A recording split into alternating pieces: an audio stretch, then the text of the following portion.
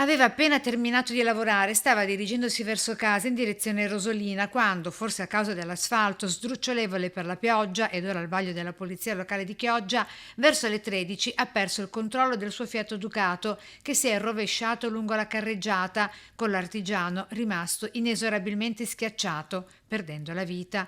Avrebbe compiuto tra poco 41 anni l'artigiano originario di Chioggia ma residente a Rosolina. L'incidente mortale lungo la provinciale 7 in via Rebosola a Capasqua di Chioggia, avvenuto nello stesso punto, e cioè dopo la curva al ponte, dopo il ristorante L'Incontro, in cui martedì scorso si sono scontrate frontalmente un'ambulanza della Croce Verde con un'auto andata completamente distrutta, con entrambi i conducenti finiti in rianimazione, uno dei quali anche oggi sta lottando per la vita a Mestre.